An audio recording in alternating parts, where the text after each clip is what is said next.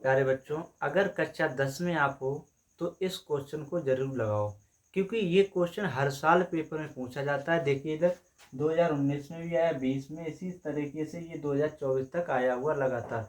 ये क्वेश्चन किसी न किसी सेट में रख दिया जाता है और ये क्वेश्चन 2 नंबर का आता है, तो अपने 2 नंबर पूरे पक्के कीजिए। चलिए हमारे साथ। तो यहाँ पर क्वेश्चन कह रहा है, सिद्ध कीजिए कि बेलन के आयतन का 2 गुना उसके वक्रपृष्ठ और आधार की त्रिज्या के गुणनफल के बराबर होता है।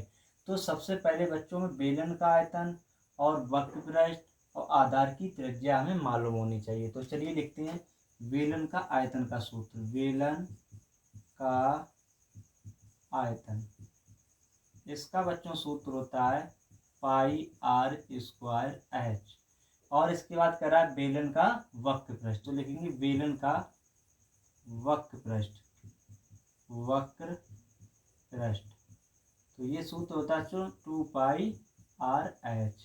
यहाँ पे देखिए फिर कह रहा है आधार की त्रिज्या। तो बच्चों आधार की त्रिज्या क्या होती है? आधार की त्रिज्या सूत्र सभी याद होने चाहिए। आधार की त्रिज्या होती है आर। हमसे क्वेश्चन में क्या कहा? सिद्ध कीजिए कि बेलन के आयतन का।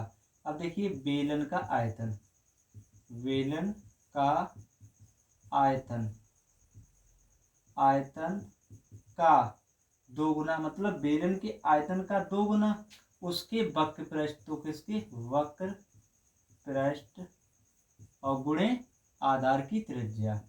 तो आधार की त्रिज्या लिख लेंगे, आधार की त्रिज्या। ठीक है, कह रहा है बेलन के आयतन का दुगुना, मतलब बेलन के आयतन का ये दुगुना है। अगर वो दुगुना इधर कर दे तो दोनों हमारे कैसे हो जाएंगे? बराबर। तो 2 लिख लिया। बेलन का आयतन कितना दिया है यहाँ पर? पाई आर स्क्वायर एच बराबर वक्र पृष्ठ कितना दिया है? 2 पाई आर एच गुणे आधार की त्रिज्या कितनी दी? आर है। तो इसका इसमें गुणा करेंगे 2 पाई आर स्क्वायर एच, इधर आ जाएगा 2 पाई, ये आ गया, और यहाँ पर आर का गुणा आर में करेंगे, आर स्क्वायर एच। देखिए दोनों पक्ष हमारे कैसे आ गए? बराबर आ गए। तो बच्चों ये हमारा क्वेश्चन लग चुका है। और जिसको ये क्वेश्चन अगर समझ में आया तो एक बार लाइक करो और कमेंट में लिखो जय श्री राम।